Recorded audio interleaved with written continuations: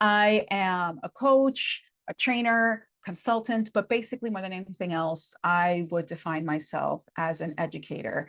That is my passion. I teach quite a bit at IE University.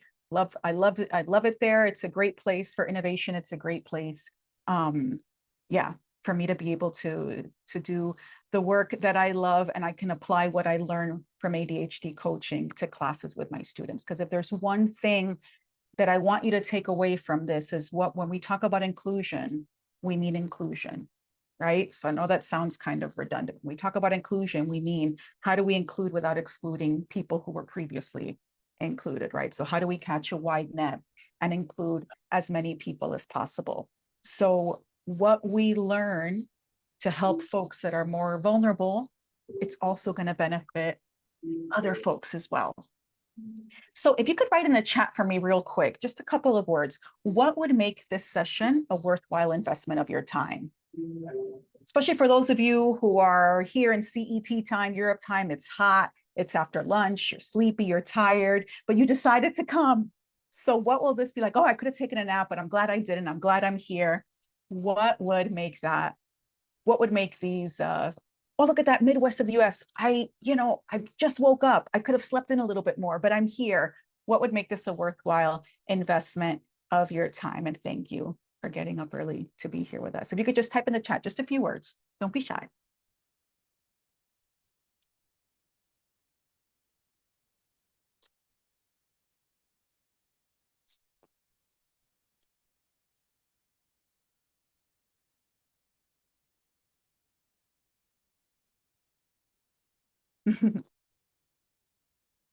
All right. Tips of neuroinclusion. Oh, yay, our case study. Excellent. A couple of tips about inclusion of neurodiverse teams, new knowledge, insights, best practices, tangible applications. Okay, I'm feeling pretty confident. Hi from Barcelona. I'm feeling pretty confident that we can do that. So my next question is, what ground rules are essential for this to happen? So we don't have a whole lot of time to interact, but I do want you to be able to ask questions when they arise, because that's the whole purpose of us being here, is for you to feel like you're walking away with something. So one thing that I like to say is that everybody feels like they have a place to ask questions. There are no stupid questions, right? Oh my goodness, my sister is here. I'm so excited. Hi, sister. And she woke up early too. She's in the East Coast of the US. So resources to share with various communities, absolutely. Open mind, definitely. An open mind, so I don't like to use words like respect, because as we know, that means different things to different people. So I would just say open mind, take in what I'm offering and use it as you will. Okay, so what are we going to see today? First of all, I'd like to define, when I'm using the word neurodiversity, what does that mean? When I'm using the term neurodivergence, what does that mean, right? So what's the relevance and the challenges of this in the workplace? I also want to address some misconceptions. So now, especially after COVID, it's on people's radars a lot more. But what does it mean? And we got to separate fact from fiction. And then basically strategies for neuroinclusion. So when I use neuroinclusion, I just mean, how can we get people, how do we get people all under the tent? How do we make sure that everybody feels that they can be at their best? And then a wrap up in Q&A. I want to leave some space as well to clarify doubts, to share experiences, etc. So if you could just write A, B, C, or D on the chat, I'm curious as to how familiar you are with neurodivergence. So A, I'm super familiar. I got this, but I still want to learn some more. I know a bit, but I know a bit, but I would like to learn more. I really don't know very much at all. Or D, something I didn't cover and you'd like to fill that in. Okay, we got some B's, we got some A's, B's. All right, B, C. Okay, it looks like our baseline is kind of B so far from what I can tell. Excellent, thank you for sharing that. It gives me a point, un punto de partida, right? It gives me like a launch pad here. So when we talk about neurodivergence is a general term to refer to divergence in mental or neurological function from what's considered typical. So we like to move away from the use of the word normal, right? Because we're not talking about normal, abnormal. We're talking about just typical and atypical, right? This term was first coined, at least it was first widely recognized by Judy Singer when she wrote about neurodiversity. And it was primarily associated with autism spectrum disorder, though its use has become more common and it's covering a lot more. So we talk about neurodivergence versus neurodiversity. Some folks do use it interchangeably. I like to use it as neurodiversity the way that we talk about diversity. So it's everybody, right? We are all here. There's neurodiversity among all the attendees here. There's diversity, whether you're neurotypical or neurodivergent. So I like to use neurodivergence as what is not typical. So the common examples, ones you've probably heard of, many of you have probably heard of or even live with dyslexia. You may live with, but you may not be familiar with, some of you with the term dyspraxia. So, you know, dyslexia, if you're familiar with the term, it has to do with letters, how you perceive, especially with regard to reading. Dyspraxia is a similar concept, but it has to do with movement, right? There's also dyscalculia, which has to do with numbers. Probably the one that's gotten the most attention, at least what's on my, I guess the algorithms are naturally turning it over to me, but we're hearing a lot about ADHD, attention deficit hyperactivity disorder, which used to be referred to as ADD, but now we just talk about ADHD with different presentations, right? There's the mainly inattentive presentation, the kind of like, where did I leave my keys kind of thing, which is why lots of people think that they might have this diagnosis. Which may not be the case. Then you have more of the impulsive hyperactive presentation, and then you have the combined presentation, which is inattentive and hyperactive and impulsive. What's interesting here is when we're talking about neurodivergence, when we're talking about ADHD, it's not just cognitive processes, it's also emotional processes. So we react in ways, and I say we because I was diagnosed with ADHD combined when I was in college. And so when we talk about these kinds of processes, it's not only the way that we think, the way that we perceive, the way that we process information, but also emotionally. And we'll talk a little bit more about that later. So neurodivergence, part of how it's been widened in terms of definition is that it can also be acquired. So this is in case of a traumatic brain injury. It could be the case of an acquired brain injury, either, for example, think of stroke, think of Parkinson's disease. But this is relevant for us when you think about 15 to 20% of the adult population in Europe is neurodivergent. The numbers are similar for the US. So we've got a big chunk of, the population that you're probably going to engage with in your work that live with at least one type of neurodivergence. And I say at least one type because it's very common for diagnoses to overlap. So it's very common to have one diagnosis first and then over time end up with another one. So for example, there's somebody very, very, very close to me and very close to me biologically as well, who has an ADHD diagnosis, an ADHD combined diagnosis, but who is also going through the process of autism spectrum disorder diagnosis, giftedness, which is also a type of neurodivergence, and also Tourette's syndrome. So a lot of them tend to overlap, and you also see an overlap with anxiety and depression. So, as I said, why is this relevant? Because you're likely going to be engaging with people. If you yourself don't have a diagnosis, you'll likely be engaging with people who have a diagnosis, whether they know it or not, because that's another matter, is if people are aware of their diagnosis. So a lot of the diagnoses that get the most attention are ADHD and autism spectrum disorder, which includes its different levels or different degrees. I guess I could say for autism. We used to use the term Asperger's, but we don't use it anymore. So it's all under the umbrella of the spectrum disorder. But you see, compared to other neurodivergent diagnoses, the percentage is actually quite low. So it's 1.4% of adults, 9 to 12% with dyspraxia, fewer than one of Tourette's syndrome. Tourette's syndrome, if you're not familiar with the term, is a tic disorder, which is very commonly accompanies another diagnosis. About 12% of folks with dyslexia. Dyscalculia, which some of you are probably hearing for the first time today, you may be surprised to see that up to 7% of adults have dyscalculia, and it's about the same number for ADHD. These numbers are pretty similar across the board with the US, although the numbers may or may not be accurate because many adults are getting diagnosed for the first time now. So we may have lots of folks who are neurodivergent who haven't gotten a diagnosis yet. This is especially true for women. A lot of women kind of fly under the radar. Women tend to be with ADHD, tend to be a bit inattentive type. So a lot of women tend to fly under the radar.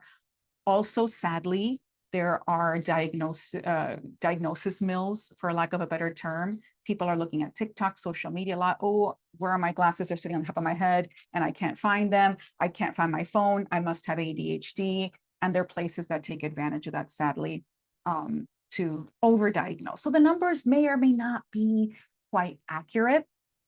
But that said, I don't want this to be a major concern for you, because hopefully what you'll take away from this webinar are tips that are going to help folks whether or not they have a diagnosis or not. So yes, we'll focus on general tips for most folks with neurodivergence. So now let's take a quick focus break. What I want you to do, just close your eyes for a moment. Don't look at your screen for a minute.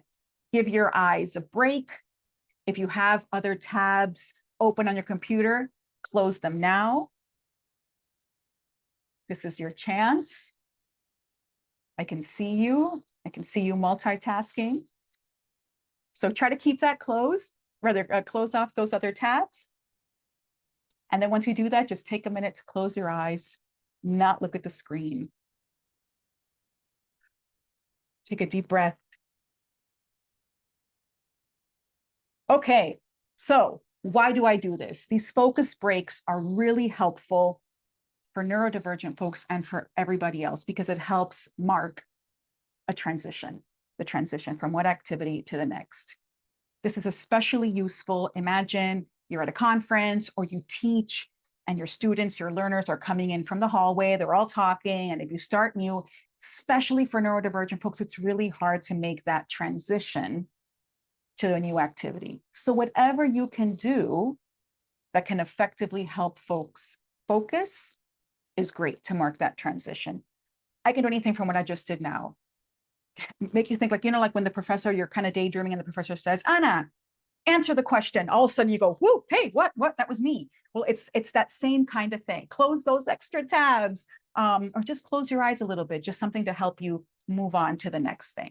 When I teach, sometimes I have my students, the ones who are physically able to do so, and I offer them different options, which is what we're going to talk about today. Work on their balance. Make sure they have a table around them so they don't fall. Stand on one leg. That helps to work out the cerebellum. So to strengthen the cerebellum. So that's helpful too. Ariadne, one question, because I know you wanted to have the question during the session also, and there's one question in the chat. Yeah. Are there no common tools to diagnose both here and in the US? I don't know what does it mean. Are there what tools? Tools to diagnose. My suggestion now, a good diagnosis, sadly, in most places, it's not cheap. A thorough diagnosis. If you go somewhere that offers you just fill out a questionnaire and you're done, that probably isn't a good diagnosis, because these diagnoses tend to be very thorough, very comprehensive. They also tend to be differential in the sense where they rule out other things. They rule out any kind of diseases, biological or neurological causes. And oftentimes they'll check with other folks, especially like for children, for example, they'll check with teachers, they'll check with parents, they'll see in what different areas it affects you. I recommend that whenever possible, especially for an ADHD diagnosis, whenever possible, seek out a neuropsychologist. Neuropsychologists, from my experience and from my training, I believe are the ones that can offer a more thorough diagnosis. And again, they're not cheap, but you don't want to risk getting a false positive.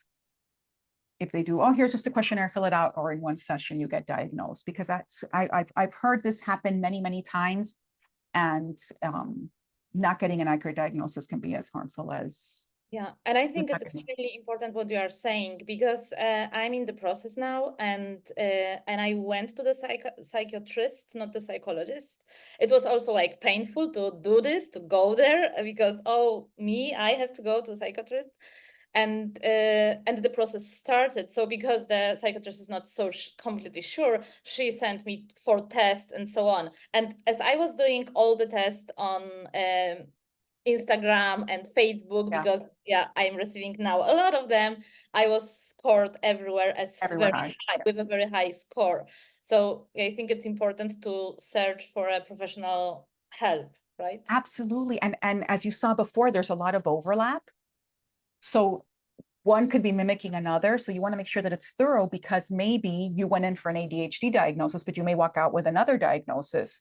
And the idea is, we talk about, oh, we don't want to label, but the idea isn't labeling. The idea is understanding who you are, because that also leads to a greater sense of self-acceptance, right? If you understand, So you don't want to walk out with, just because it might be cheaper or it might be faster, but it might not be accurate, right? So I say, whenever possible, try to seek out, obviously, people who have experience, who have training, but just from my training, I've always seen that that neuropsychologists are probably the best. It's probably the better, I don't want to say the best, the better profile, to work with. So thank you for that question.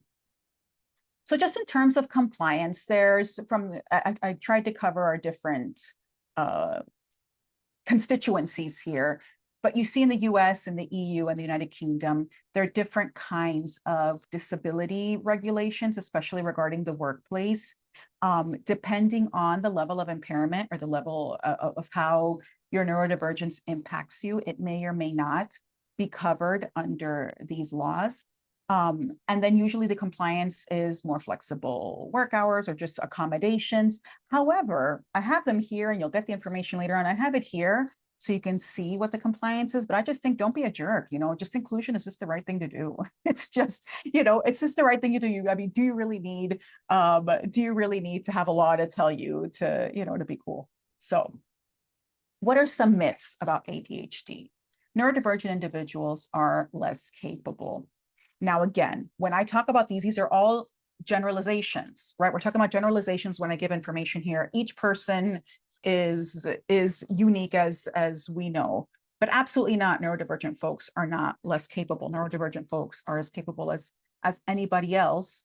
This is probably one of the biggest misconceptions, that it's a childhood issue, especially with ADHD. Oh, these are kids who misbehave. These are boys who are climbing up trees and breaking their arms all the time. And they're not childhood issues. As a matter of fact, these aren't outgrown. Sometimes folks, especially women, tend to kind of mirror and adapt, and kind of tend to, we call it masking, tend to mask symptoms, or, okay, how is this person acting in this situation? Let me do that. For example, as a neurodivergent person, I have difficulty maintaining eye contact with people. I have a very hard time with that. But I understand that depending on who I'm speaking to, a certain amount of eye contact is necessary or is considered appropriate. So I mask by looking at people's noses. So it doesn't make me feel as uncomfortable as eye contact, but the other person usually can't tell. I'm looking at their nose, I'm not looking at their eyes, but it's allowing me to sustain that contact. So it's not that I've outgrown it, I've just learned how to adapt. So that's why many people are getting many adults are getting later diagnoses. And also the symptoms tend to change. So this external hyperactivity can in adult life become more of a cognitive hyperactivity. We're always thinking of things. There's always that idea, right? When you've met one person who's neurodivergent, you've met them all. And this is especially true with pop culture. I teach a course on identity and pop culture, and I talk about this a lot. When we don't have exposure or conscious exposure to people, we take the information we have and we extrapolate that. So for many of us, that exposure comes through pop culture.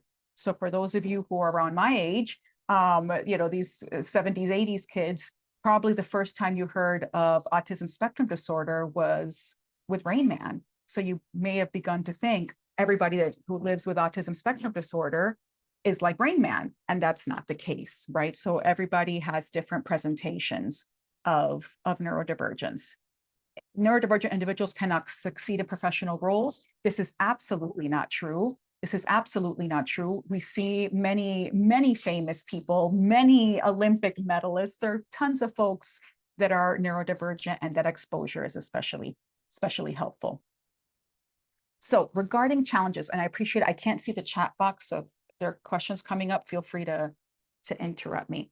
Now, again, challenges, remember that each person is unique. And these are, of course, generalizations: executive functioning, planning, organizing, working memory, and processing speed. So executive functioning happens in that prefrontal cortex of the brain. It develops more slowly in folks with ADHD, especially.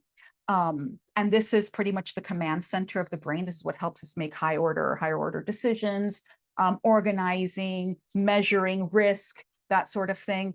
This might not work as well with neurodivergent folks. And then sensory sensitivities, oversensitivity or undersensitivity to sensory input. So it's usually more common. Actually, you may run into, I got to be careful how I word this. You may run into more folks who are oversensitive to these inputs. So one of the things when I talk about when you're doing trainings and that sort of thing, and you select music, like maybe if people are walking into the waiting room and you've got like nice music, be mindful of the kind of music that you're using. Be mindful of the animations that you have in your PowerPoints, because it may be overwhelming to folks that have these sensory sensitivities. I'm not saying not to use it, but be intentional in your choice. Don't just pick to pick. Whatever you choose it for a reason, have it be intentional. And again, with strengths, each person is unique, but folks who are neurodivergent also tend to be creative. They're unique problem solving abilities, kind of that, and forgive the tired term of out of the box thinking, but that is true. There tends to be more creativity. It's just seeing things from a different perspective. And then attention to detail. All right, here, high focus on motivating tasks. So where you see, and I revert back to ADHD, but where you see with folks with ADHD might get distracted when there's something that's highly motivating. When there's something that's highly motivating, excuse me 1 second, here you go, Eagle. Sorry. Folks with ADHD tend to go into what's called hyperfocus, which you may know as flow, right? That flow state of I'm really into this and I can work for hours on end, and I can work for hours on end, and I can turn in really great work. So when something is motivating, there's high attention to detail. And then big picture thinking. So maybe if something isn't as motivating, I may not pay so much attention to detail, but I can really see patterns. I can see the big picture, and I can see where we're going with this and if we're on the right path. Okay, I'm going to stop because I've shared a lot. Test time for you all. If in the chat quickly, you could just give me a few words of what you've learned so far. Hopefully things you didn't know before. What have you learned so far? And Anna, if you could read them for me, that would be fantastic. Yeah, and before the comments or it appears, there's a question. Are challenges with executive functioning more common to certain diagnoses than others? For example, would it be more common to ADHD? ADHD, autism spectrum disorder, yes. Yes. Focus breaks. This is something what someone learned, different categorization for neurodivergence. Use professionals if you want a proper diagnosis. Don't generalize or assume. Absolutely. Yeah, because that's the thing. Sometimes we're convinced that we've got a diagnosis and we want that confirmation. But what's really helpful is just getting the right diagnosis. So that's why it's really important to go to the right professional. Okay, folks. Well, thank you so much for that. So in terms of the neuroinclusive workplace, so again, I write this here, but you can really extrapolate this. So awareness and policy. So anytime, especially if anybody's here in HR, or if you lead a team, understand that your policy should always be a work in progress, right? Because individuals are unique, because we learn more every day, these policies should always be a work in progress. And always have inclusive feedback structures. We say, oh yeah, but we've got this, feedback system and nobody says anything. But what feedback system are you using? So the idea here, if you could take one word away from this webinar, is think about redundancy, right? So I think, oh no, we don't want to send information everywhere because it's redundant. But you know what? That can be really helpful. Not everybody is going to respond to the same platform. Not everybody might feel comfortable. They might feel more vulnerable. So make sure that your feedback structures are inclusive. One thing that's really nice to think about is the social model of disability. If we consider neurodivergence, depending on the level of impairment, neurodivergence may be considered a disability. So we want to think about disabilities according to the social model as opposed to the medical model. And just in broad strokes, what I mean by this is the medical model is this is a disease or this is a problem that we aim to fix, right? So here's medicine or here's this intervention and we're going to fix you. Where the social model is concerned, as we think about, no, we don't need to fix people. What we need to do is remove unnecessary obstacles. This is the way we've always done it. Well, but is that a question of your comfort of not finding a more inclusive way because you don't want to worry about, doing something differently? So what are unnecessary obstacles that we can get out of the way to have people be able to participate more fully in society, in the workplace, et cetera? And focusing on people's strengths. This is really important to provide clear and specific communication. When you're teaching, facilitating, leading, don't assume, period, don't assume. But also don't assume that something is common knowledge, that something, people should be able to read between the lines. Reading between the lines for many neurodivergent folks is not easy. It takes a lot of cognitive energy. There's a lot of second guessing. There's a lot, am I getting this straight? Don't have people that you're collaborating with work harder than they have to. Make sure that you're finding different ways of communicating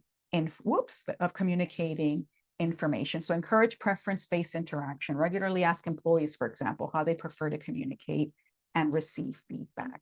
So I would kind of flip it on its head, that idea of, no, email is the official mode of communication.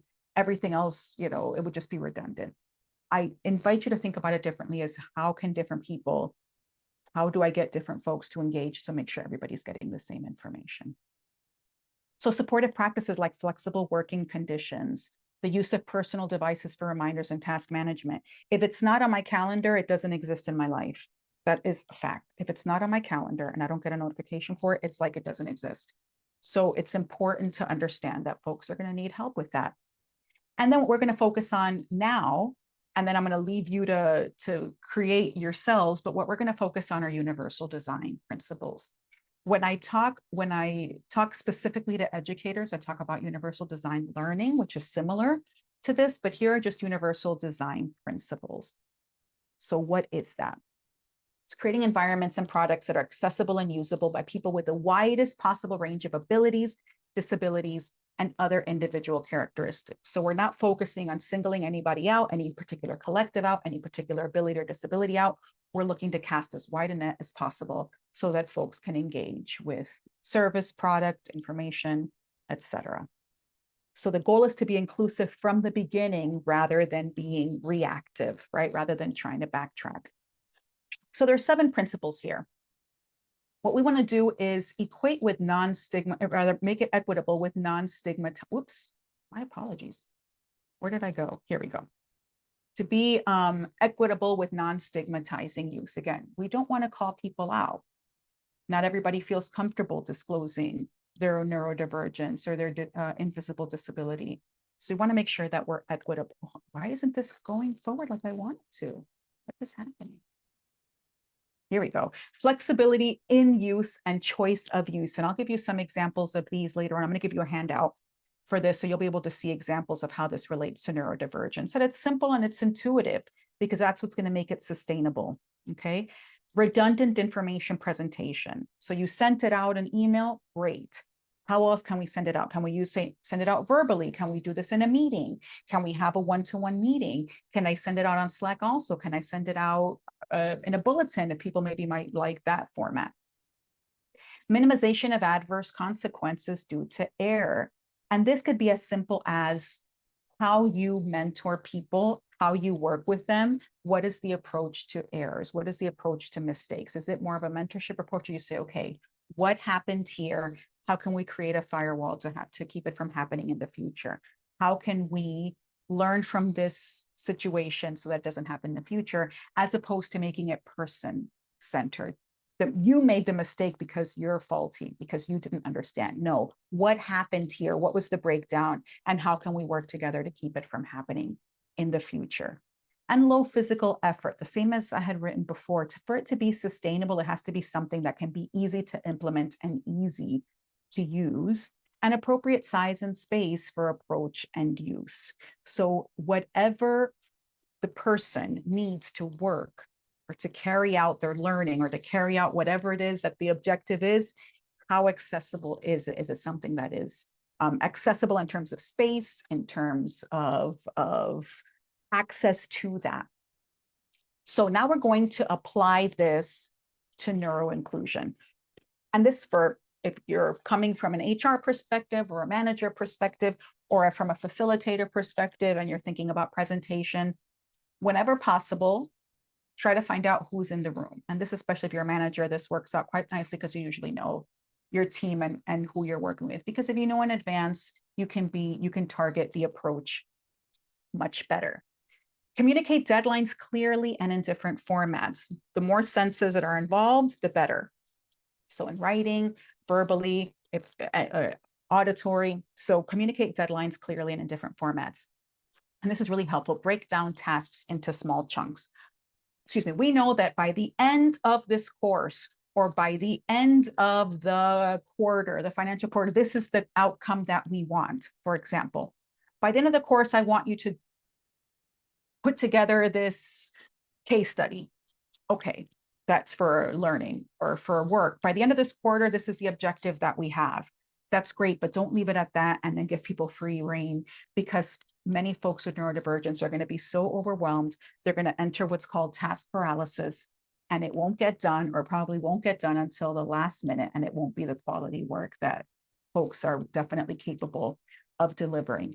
So let's work backward from there. If I know that my objective is finishing a case study, putting together a report, what are some intermediate steps?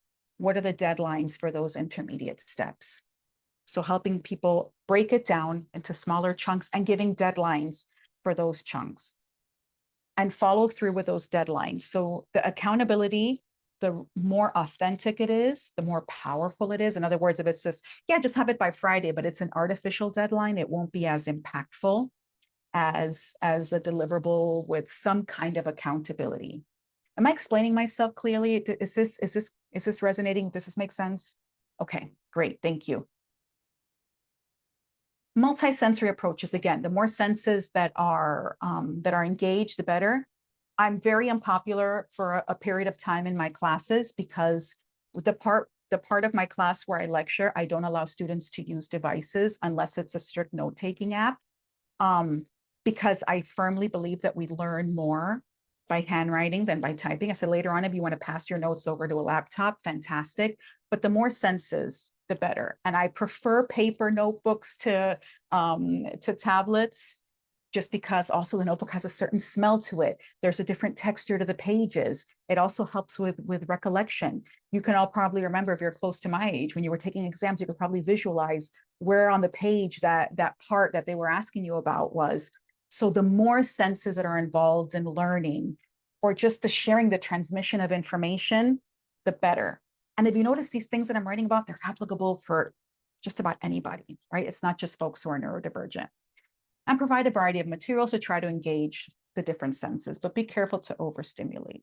And this usually happens with presentations with lots of really funky animations or loud music, lights. So engage, but be intentional with it. If you're going to use something, why are you using it? What's the purpose of it? Don't do it just to be fun and sexy, because it may overstimulate the folks that you want to reach, which is what I say here. And then support an environment that allows for pauses and focus, that supports or that allows for pauses and focus and movement breaks. So for example, when I'm teaching, I let students know to let me know in the beginning of class if there's something going on, so they could kind of sit towards the sides and they can exit easily. Students who already disclose that they have ADHD, I ask them where they'd like to sit to pay better attention. But if they're folks that are more kinetic, like they need to move more, then ask them to sit in the back so that they could get up and move when they need to without distracting the other students. And then when I do trainings, also that, let's do these focus breaks real quick, just something to kind of switch it out a little bit. So project and facilitation planning, again, use different information sharing techniques. Notice that I've said this several times. You may, like, if you think back, I said it several times in this webinar, but with different words, right? Just to make sure that we're getting this, because this is really important. Just say, oh yeah, I sent it out in an email, and then think that that's it. Maybe you could put it on somebody's calendar. So the more different ways you have of sharing information, the better. Provide visual aids and other ways of conveying information. If you're going to be giving a training, if it's possible, and this is especially helpful with HR folks, right? Or with managers, if you can possibly share the PowerPoint before the meeting, that would be really helpful, because if people already know what to expect, neurodivergent folks is going to help them follow along much more clearly, and they're going to be able to get their questions ready. Sometimes we have trouble with those, with that rapid response, because remember, we have that prefrontal cortex isn't working as great. Our working memory is slower. Our processing speed might be slower. So, you know, that thing when you say like an hour later, oh, I should have told them that thing, or I should have answered this when that happened. For us, it happens very often and later on. So if you share information in advance, you're offering folks the ability to maybe have those questions ready, and to be listening for the answer to the question. So it also helps with attention. This isn't clear, so I'm going to pay attention, see if they talk about it. Give instructions aloud and use interaction to communicate concepts. This could be the same way I was doing now. Let's take a break. What have we understood so far? What's happening? What doubts are coming up? Clear and specific instructions. Action items at the end. Follow it up in writing, right? So it's this repetition that's going to help the information consolidate. And also in terms of environment, structured and organized environment, right? Again, the complex task into manageable steps. Oh, and for the one before, if it's a face-to-face environment, make the space as clear, as open, and as neat and organized as possible. If we can do anything that's hands-on, group work, interactive discussions, not hearing me talk, for example, the whole time, which you won't in a moment. And encourage participation in a variety of ways. Not everyone is going to feel comfortable maybe talking in front of a room. Not everyone is going to feel comfortable being put on the spot. You might have folks with a stutter. It might get aggravated if they're put on the spot. So offer different ways to show comprehension. All right. So what have you learned so far? Quick chat, just a couple words in the second bit. And then I promise next time I'm throwing it out to you all. Can you already read the chat, or? Oh, it hasn't. Oh yeah, here it is. Sorry, it hadn't come up here. I'm just asking you if you can. Yes, yes, I can. Yes, absolutely. And people have what's called spectrum of diagnosis. Absolutely. Absolutely. Flexibility and creativity. Yes.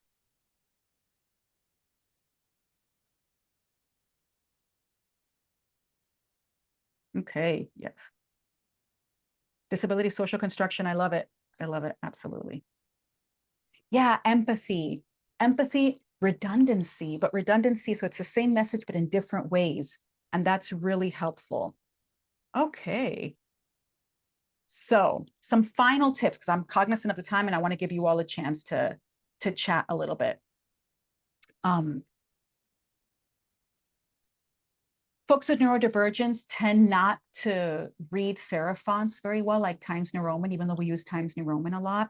So sans serif fonts are typically, I never know whether to say serif or serif because I've heard them both ways. If you all watch Psych, you know what I'm talking about. So sans serif fonts, so these rounder fonts are easier to read. I notice also when I take my ADHD medication, it's even harder for me to read serif fonts. So use sans serif fonts.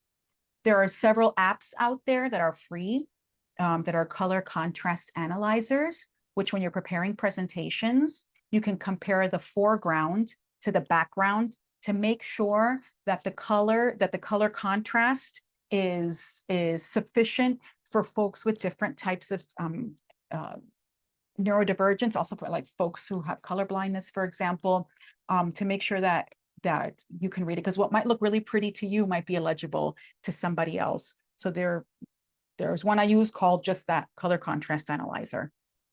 Limit the text. So you don't want to have your whole script on there. Bullet points, you notice that you probably noticed in my script that I have lots of space in between the lines, the type of font. And again, be aware of sensory overload, flashing lights, aggressive animation, unnecessary sounds. I'm not saying not to use it.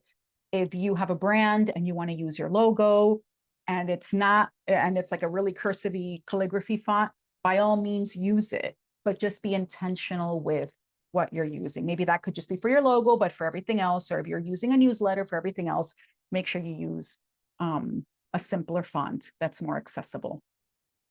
Keep your meeting room tidy. Again, help with transitions.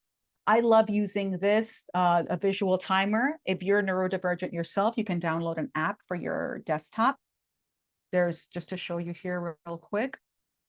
Oh, I don't think you can see it, but no, you know what? We're running out of time. So it'll be on the worksheet that I'm going to give you anyway. So I don't want to unshare and then change the screen. But it's really nice with this, folks who are neurodivergent we suffer from something called time blindness, where we think only 5 minutes have passed and 30 minutes have passed, and also vice versa. So it's a visual measure of time, which is much more helpful than an LED screen or like a digital watch. So these are really great.